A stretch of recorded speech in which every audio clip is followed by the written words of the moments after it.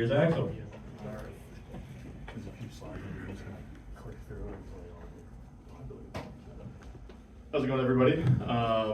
Appreciate you all coming out, and we're going to talk about finding deals, how to find more off-market deals. And the title of this presentation is maybe a little clickbaity, I guess would be the right way to put it.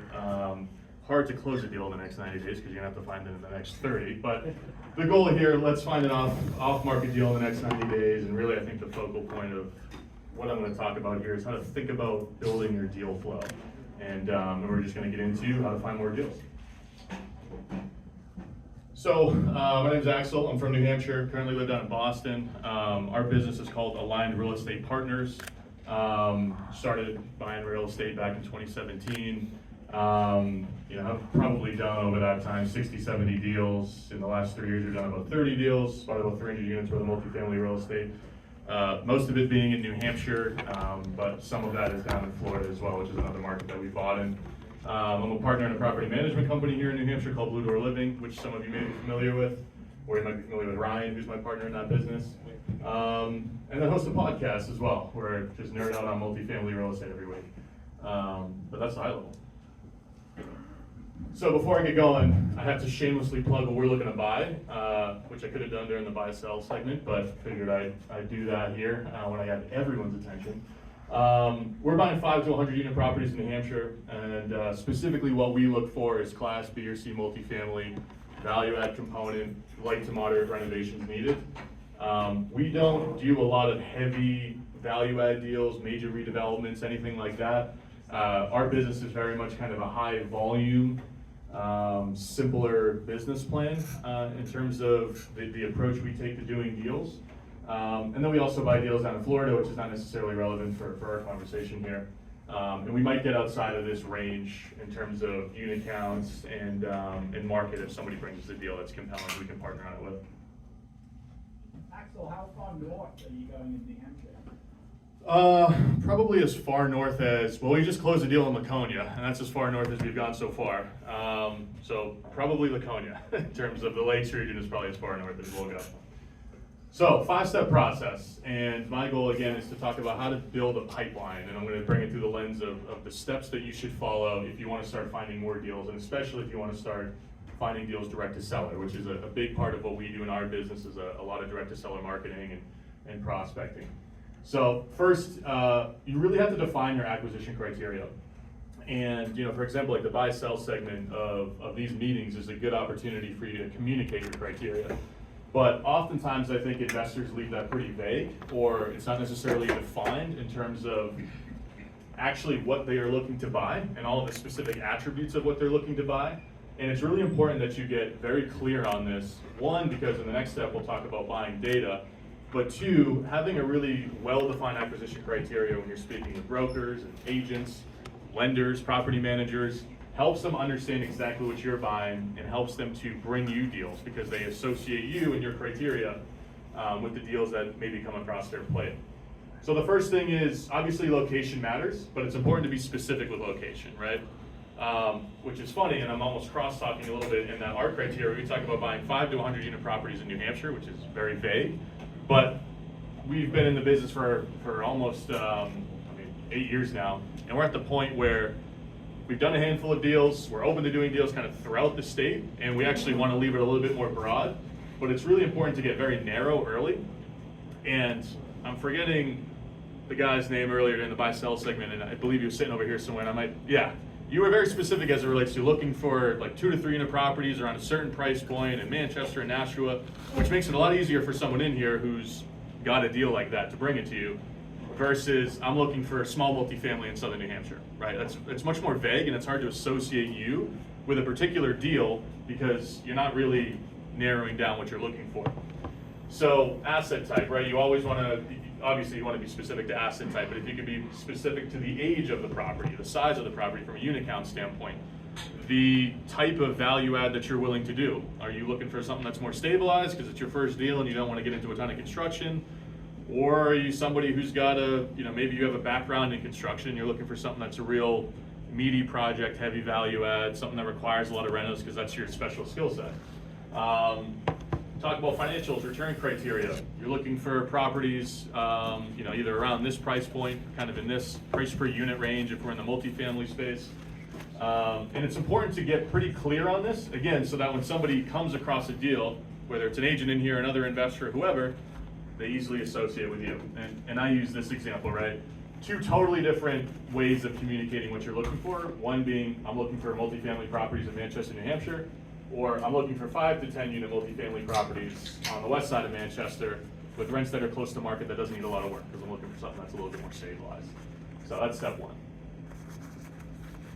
Step two, and this is where it gets more relevant as to acquiring data and building a list, which is this first step in actually doing some direct-to-seller marketing and prospecting.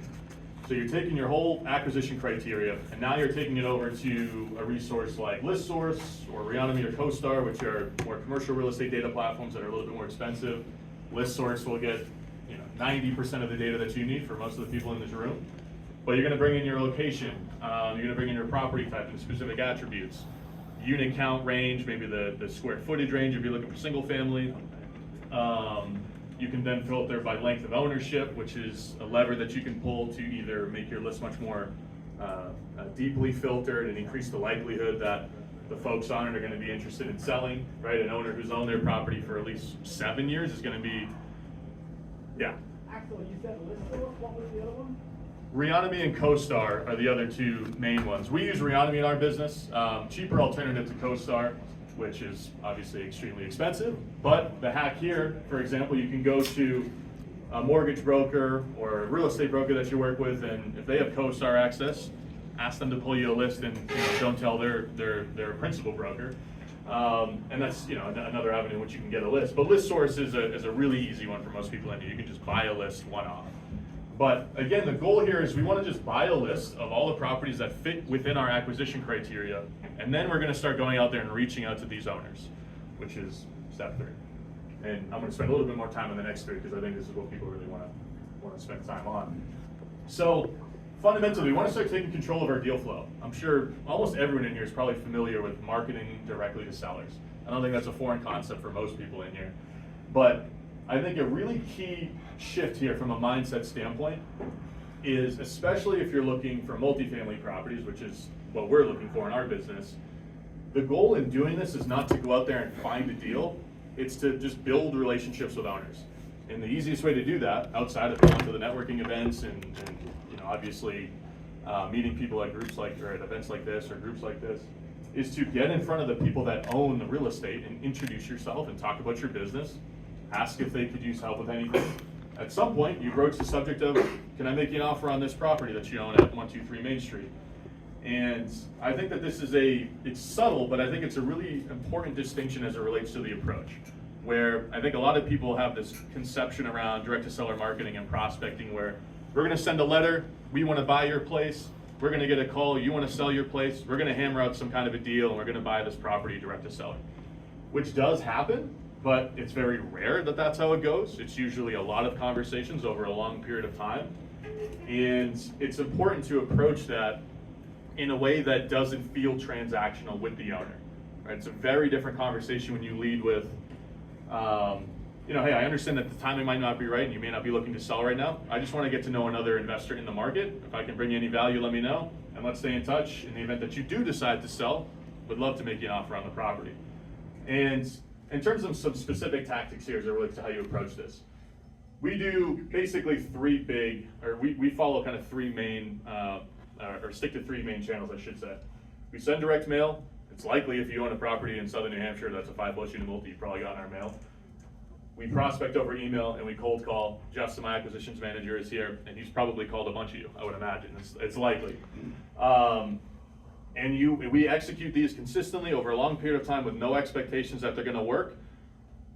We know that we're going to put our name and our business in front of every single owner that owns what we want to own in the markets that we own in, and over a longer period of time, when you extend that time horizon, we're going to do deals, and that's how it goes, right? That's how it ends up working out. For most people, in terms of list size and how you should approach doing this, right? Assuming that you don't want to start spending a ton of money on direct mail and you don't want to spend a ton of time prospecting, you don't want to change your life here to go out there and start doing this, filter your list down to somewhere around 250 to 750 properties. which is, if you have a reasonable criteria in a larger area, like a Nashua or a Manchester or Seacoast or something, you're gonna get there pretty quickly with some reasonable filters. And from there, you have a manageable data list to just start sending some simple rounds of direct mail, start emailing those owners, start calling or texting those owners, and from there, you can start to build your momentum at that point. Now, this is, I think, what is a little bit more vague and what is a bit of a longer term approach. The find a deal in 90 days is oftentimes, we're gonna go out there and get in front of some owners, we're gonna make some offers. But it's also important to, while you're doing this, to develop a brand and to start thinking about how you can be top of mind in the markets that you buy in. So for example, your goal as a real estate investor is when somebody comes across a deal that fits your criteria, which you've accurately defined and very specifically put together, that you are the first person that broker thinks of, that wholesaler thinks of, that other investor thinks of, that the lender, the property manager, whoever, that they think of when they see that 10-unit deal on the west side of Manchester that's around Kelly Street. When they see that, your goal is to be the person that they think of, assuming that's the deal that you're looking for. Now, there's all kinds of different ways that you can meet people and stay top of mind and start to build this mind share. The first one that everyone here is doing is networking, right? We're coming here and we're meeting people on a one-to-one basis, we're sharing what we're looking for, we're learning what other people are looking for, grabbing business cards, etc. But the reality is that that's not scalable over a long period of time. Like, you can go to this meeting every month, you can go to a bunch of meetings, right? And you're gonna meet people, and that's great. But it's a lot harder to stay in touch with all of the people that you meet on a consistent basis without having a really organized approach to doing so. Which brings us to bullet point number 2 here, which is one of the easiest things that everybody in here can do, and that's not gonna take you that much time, is to start a very simple email newsletter. And by doing so, I mean, get on like a MailChimp, constant contact. You come to an event like this, you meet 5 people, you get all their email addresses and their phone numbers. You connect with a broker who's got a listing, you speak with a property manager, a lender, what have you. Take their emails and just put it on a simple mailing list, and on a regular basis every month, send out some kind of an email talking about your business, talking about what you're working on, and most importantly, that has your acquisition criteria at the bottom that says, by the way, we're looking for this. If you're a broker, happy to give you a fee. If you're an investor, happy to discuss a partnership or a JV. If you're a wholesaler, happy to discuss a referral fee or an assignment fee. And your goal here isn't necessarily to get deals done when you send this email out, but it is a very simple and easy way to just stay top of mind with people who are in your market in a much more consistent way than it is to kind of come here and see somebody who you saw a few months ago and go, hey, I remember we chatted and you were looking for this and I was looking for this. And you're kind of just throwing stuff at the wall as it relates to building those relationships. So email newsletter, one of the easiest things. Takes like 4 hours a month, maybe, if you're extremely slow at writing. But all it is like, here's what we're working on, here's some things I'm noticing, here's an update about our business, bang, here's our acquisition criteria, sent. And you're just at the top of the inbox and you're staying top of mind. Now, social media is the most scalable version of this, which is a vague topic and probably one that you could do a whole 2-hour presentation on. But the most simple way to apply this in your business or in your terms of meeting new investors and staying top of mind, just start talking about what you're doing on like Instagram or Facebook or whatever. Join some Facebook groups, talk about a deal that you just did. If you're on Instagram, walk around the building that you just bought that you're renovating, and every day when you go over there, take some pictures, talk about what you're learning, talk about the progress you're making. Follow other people's social media that are active, that you meet, who are doing deals. And again, it's one of those things where it's not gonna take you a ton of time to do this, but a lot of people don't do it, and the ones that do it are so much more top of mind and readily thought of when somebody else in their network is finding a deal. Now, so that's one thing that, your goal is not to become a social media influencer, it's just to post, to talk about what you're doing, and to kind of become a magnet for deals and connections versus you having to go out there and establish them. And that's why you kind of start with the networking, you build your email newsletter as you start adding emails to it, as you start meeting more people. And then over time, just start talking about what you're doing on social media.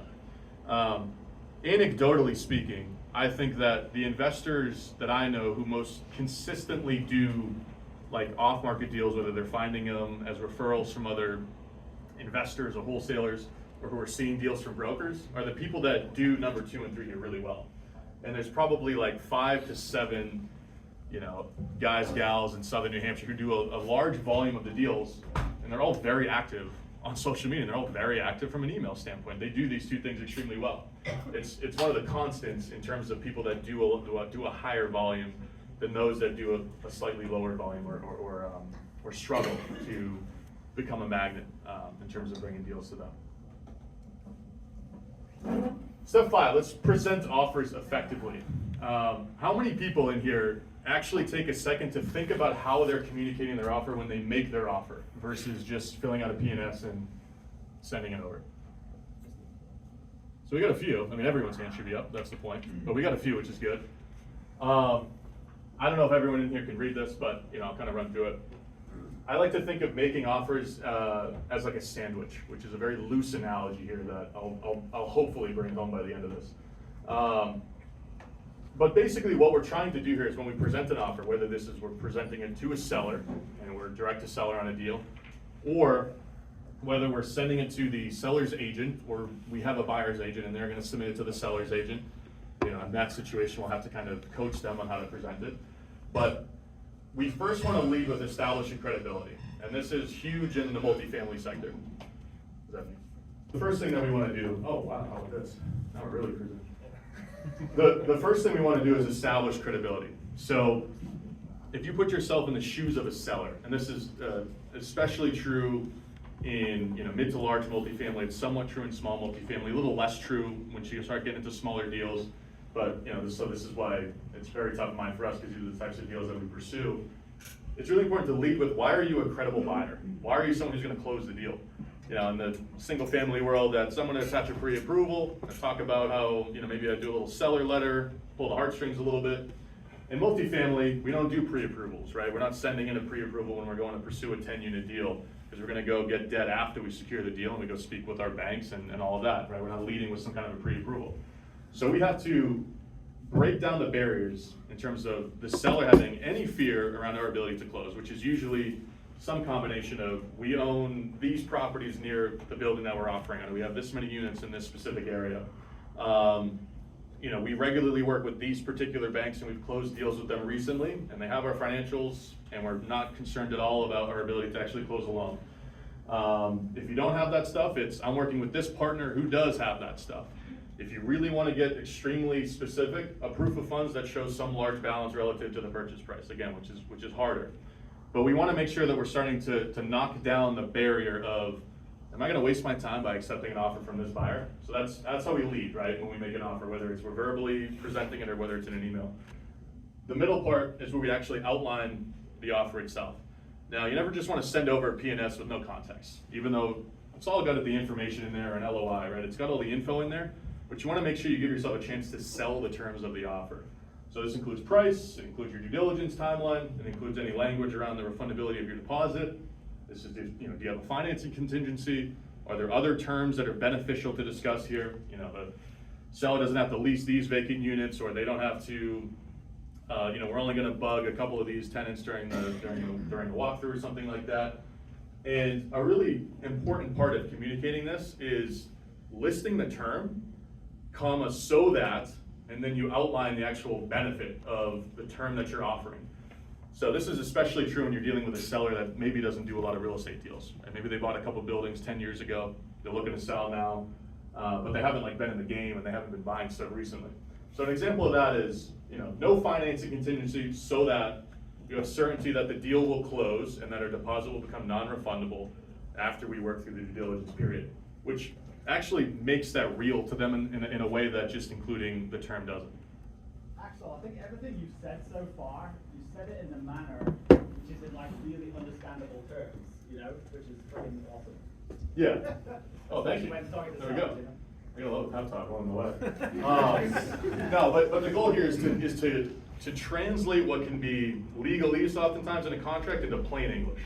And this is an example of how we do that, right? We want to make sure that there is a very clear understanding of what we're trying to communicate, especially if we believe our terms are much more competitive than the people who we're competing against for that particular deal. So the big takeaway here is you're bullet pointing these out if this is an email. This price, this due diligence period, 7-day DD period, comma, so that you have closure sooner than later as it relates to if we're going to proceed with this deal. No financing contingency, comma, so that you have certainty that the deal will close when we progress past the DD period, et cetera, et cetera. Now, the last piece of this, right, the bottom bun in this metaphorical sandwich here, or bottom piece of bread, close with additional benefits of working with you. If you're direct to seller, that's no broker fees, right? That's a big one. Minimal tenant intrusion. We're only gonna bug your tenants one time, right? You can tell them that we're the insurance company, that we're an appraiser. There's so many sellers out there who are petrified of the idea that their tenants might find out that they're selling the building, which sounds silly to a lot of people in here, but that's like maybe the number one like objection or fear for a lot of the sellers that we talk to. They're just, look, I didn't tell them that, look, can you just be the bank? Can you just be like a partner or something like that? We call it out when we actually make the offer. We're addressing all of these things up front to make it easier for them to have a conversation with us. No need to release your vacant units. If a tenant leaves during escrow, that's fine, we'll take it. Like, list all of the other things around the edges that make you a competitive buyer and that help to sell your offer as you're actually presenting it. Step 6 is simple. The bonus step here, you just have to do this for a very long period of time. The direct-to-seller stuff, especially when you're starting to increase your average deal size, when you're starting to look at 10-unit deals, 20-unit deals, 30-unit deals, comparatively looking at 2, 3, 4-unit deals, which are much more transactional. You have to become just comfortable with mailing or prospecting or marketing over a multi-year period of time, which is the sales cycle for a lot of the deals that we do. A lot of the deals we do now are sellers we first spoke with a couple of years ago, right? And this is where I started to portray the, get a deal done in the next 90 days. Well, it's certainly possible if you go out there and you maintain high activity and you get in front of a lot of owners, you network a ton, you start sending a couple of email newsletters, you're starting to build some level of a brand, you're getting your acquisition criteria out there. This is really a long-term game, and the hardest part for most people in doing this is staying patient. I know that when I started mailing and doing all of this stuff back in 2017, 2018, when I first started doing deals, like it was very much I'll send a mail when I kind of feel like it, and maybe I'll get a couple of calls. Yeah, they didn't want to sell, and I threw in a sell sheet, and then emailed them 5 months later and said, hey, do you want to sell now? And it was like just throwing darts at a wall. And this becomes a lot easier when you just have a manageable list size, that 250 to 750. You have a patient view. I'm going to send mail every quarter for a year. I'm going to send 4 rounds of mail. I'm going to call through this list. When I send that mail 4 times a year, when I have a conversation with a seller, I'm going to, save their number in my phone. I'm going to schedule a note to myself to follow up with them in a month, 2 months, 3 months, and I'm going to take a very low pressure approach, and let's just build relationships with sellers. And that's kind of the mindset approach that you have to take in addition to the tactical stuff we talked about here to find success in doing this. But it will completely transform your business because you no longer become reliant on other people to bring you deals, which is how you actually start to scale a portfolio in a shorter period of time. And that's it. I have no idea if this QR code is going to work. I have never done this before. I literally did this last night, freeqrcodegenerator.com. But if you scan it, then you can kind of join our email list. There's some links in there too to connect with me outside of just my email and my phone number being up there. But yeah, happy to answer any questions too around what we got going on.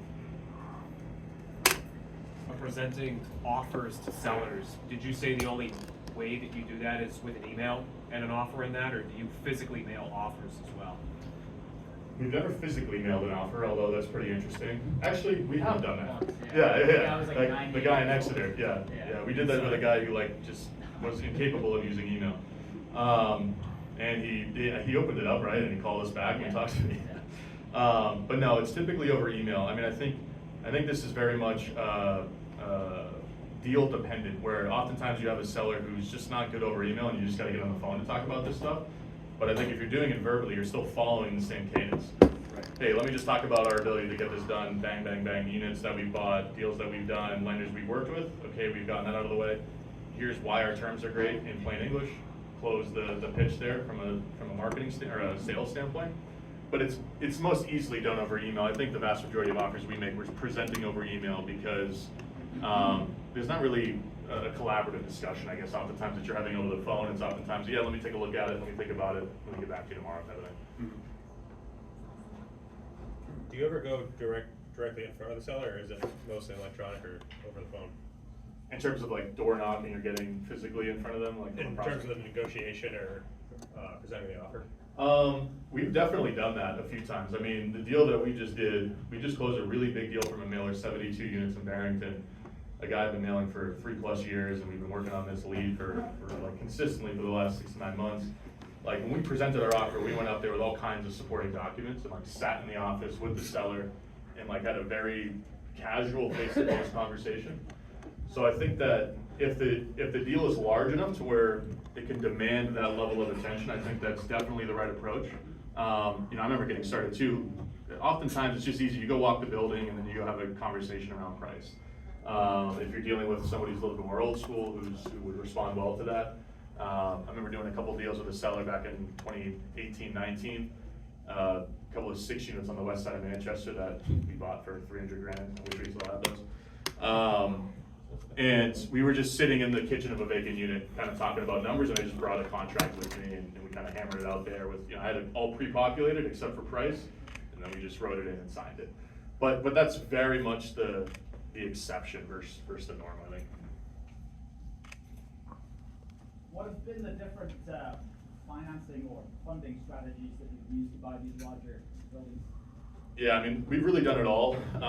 We've done a whole bunch of creative financing, seller financing, a whole bunch of private money, hard money, a lot of joint venture partnerships.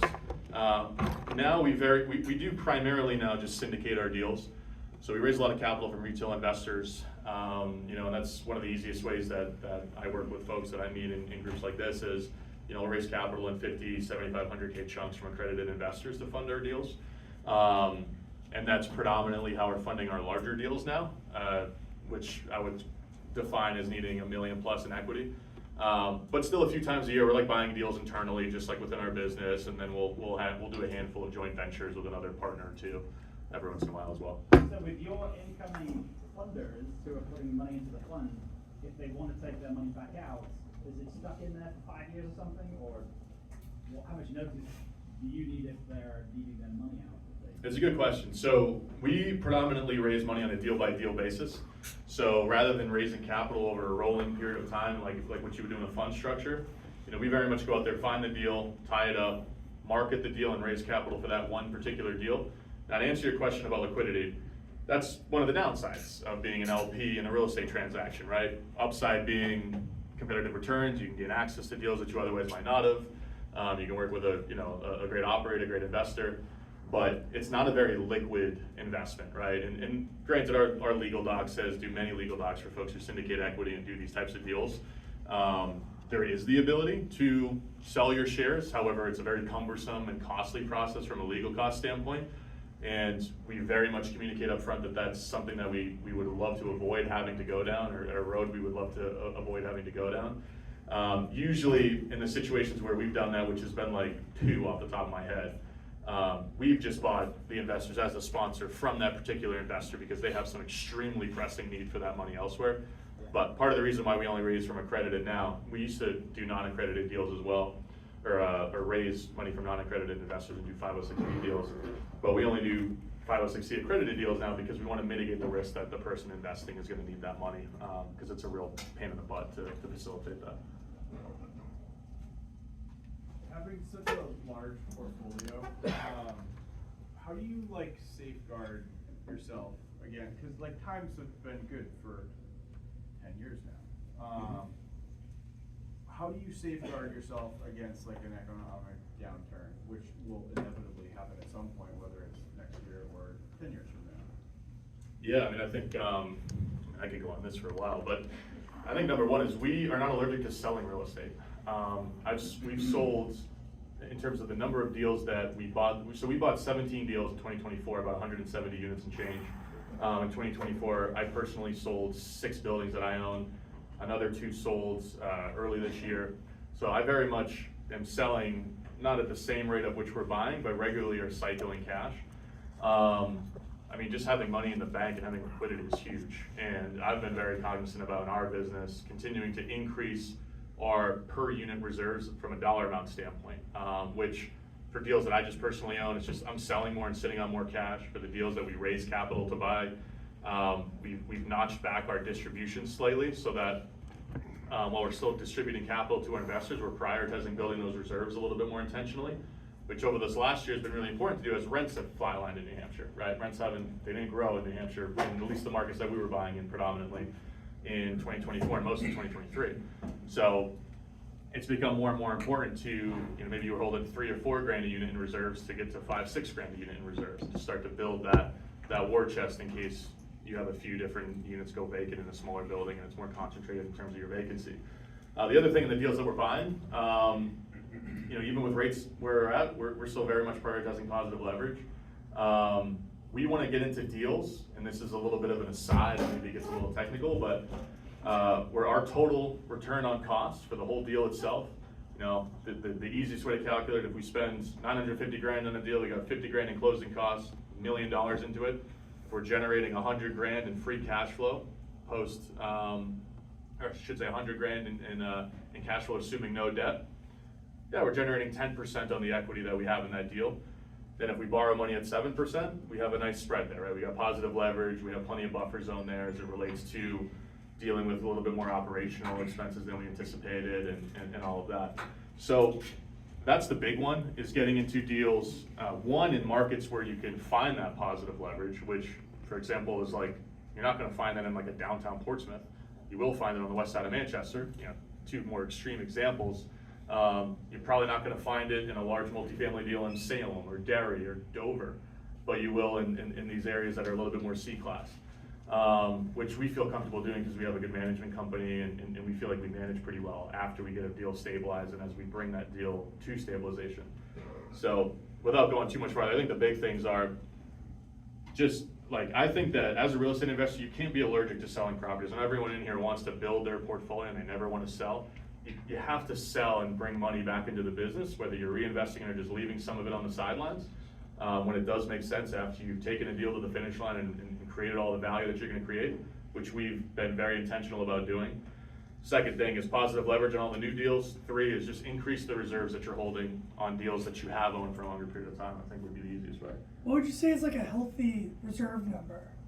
Depends on how shitty the deal you own is. Well, like something that you currently own. I Like, got it. what would you keep? Let's say that you've gone through, you bought your 5 unit, right? You spent 15, 20 grand on all the units, they're all really nice. You got them, rented right at market rents. Assuming it's an early 1900s building, like the vast majority of what I would assume everyone in here buys, you probably want to be anywhere from 3 to 5K per unit. Okay.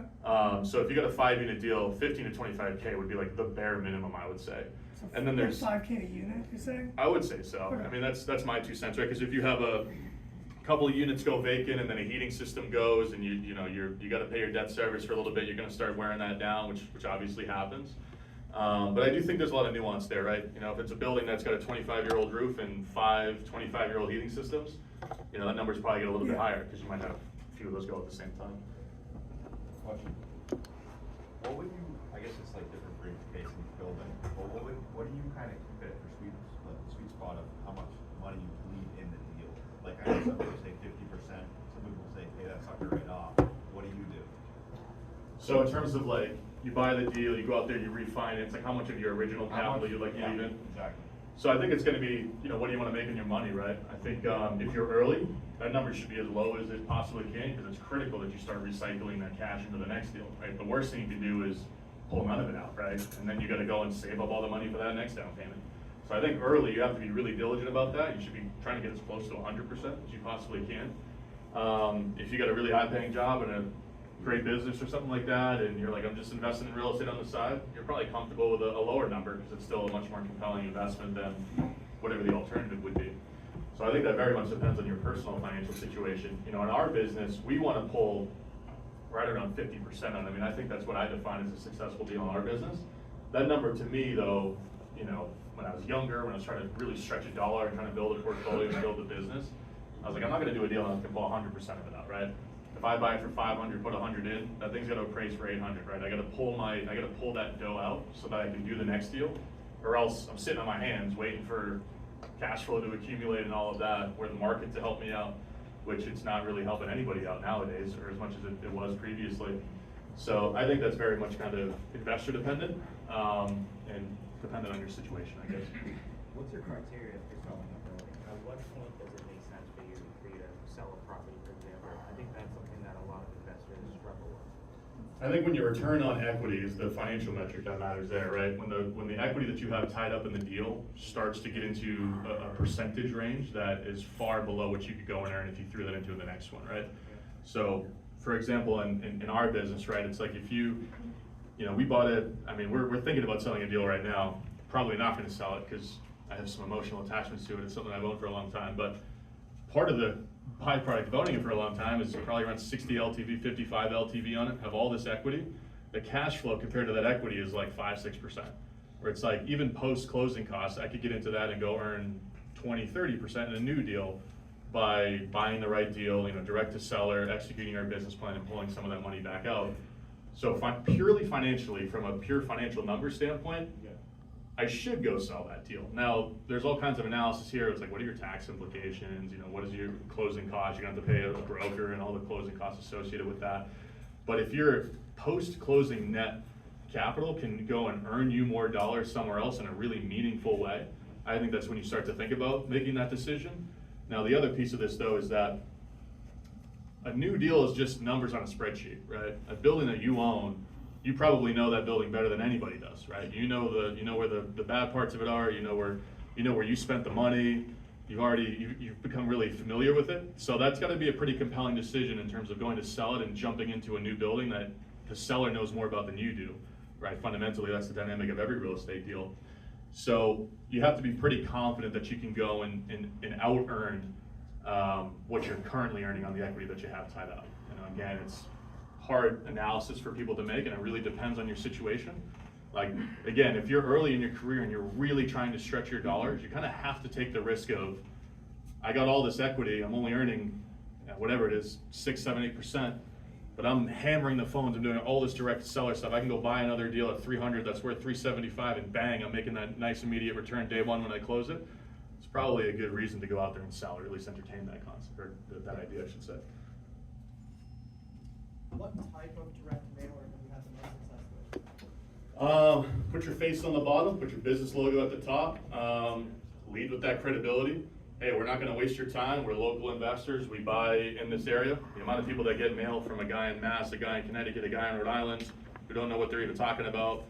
Sellers don't wanna get on the phone with people like that. They wanna get on the phone with people who are local and who know their building, know that city, know that neighborhood. So establish all that familiarity, reference the property in the description, close with the benefits of working for you. Minimal tenant intrusion, flexible closing timeline, easy deal, et cetera, et cetera. If you hit that big stuff, the rest of the copy isn't gonna be that critical. But put your face on it, right? Get your phone number on it, give them a number so that they can actually call. Like most sellers who are gonna receive this are probably gonna wanna pick up the phone versus send you an email. So little stuff like that I think matters, but like the 80-20 is 80% being hit that big stuff, and the 20% is maybe where you can really start to tweak a lot of different things, but it's not gonna drastically move the needle from like a response rate standpoint. At least that's not what we found. And does it matter if it's like a postcard or a letter? If you're looking at multifamily, I think you want enough space, so you want to go the route of a letter. If you're looking at small stuff, 1, 2, single families or duplexes, you could probably get by with a postcard. But somebody who owns like a 10 unit, right? They're gonna get a postcard. You're not gonna have enough space to sell yourself as you would in an actual letter. Hazelcoat is coming on the market in Manchester. How do you think that's gonna change the profile of the multifamily world? Because in my case, the people I rent to, they can't go to those kind of buildings. But A, who's gonna fill these buildings? B, do you think people will lose tenants from buildings they own to these buildings? It's a really good question. While there isn't necessarily like a direct competition with like a C-class kind of triple decker in Manchester, I still think that there's very much a dynamic where a lot of the folks who have been living in like a Class B building, for example, like a building that's built in like the mid-80s or in the 70s, townhouse style unit, maybe they're paying $2,000 a month in rent or something like that for a couple of bedrooms. When they see that building on Canal Street go up and they can go move into that building and pay $2,500 for that 2-bed, a lot of folks are probably gonna convince themselves that, hey, that's not actually it's a little bit more expensive. I mean, on a percentage basis, it's significantly more expensive, but the quality of life in a building like that's much, much higher. So I think a lot of the Class B residents will start to fill that supply and just elect to pay a little bit more in rent. I think a lot of people are gonna come up from the North Shore of Mass. It's already happening. I live in Boston, right? I see this all the time.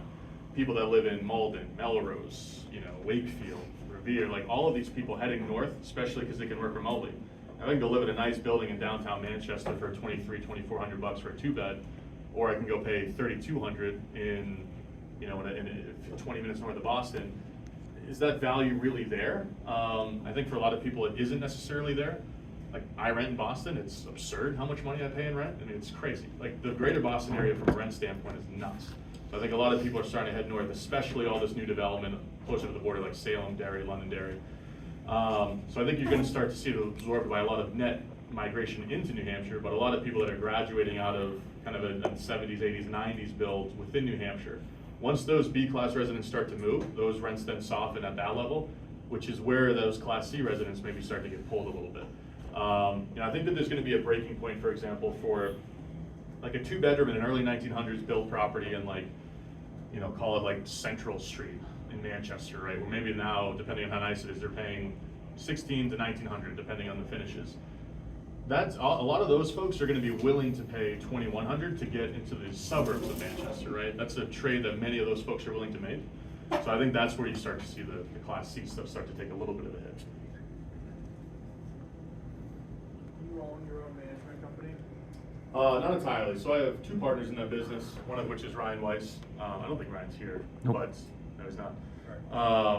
But I'm a partner in it, yeah. So not a day-to-day operational guy. Ryan runs the business, but I'm involved in it, kind of behind the scenes, help start it. Is that a no-brainer? I'm kind of living right now, just thinking ahead, that within the next 3 years, I plan on having a portfolio where it would probably make sense to start not doing property management myself. And I feel like tax benefits and just everything would kind of make sense to start thinking about starting your own property management company. Like, is that a no-brainer, or is that not necessarily a no-brainer? I don't think it's a no-brainer. I actually have a pretty strong opinion around this.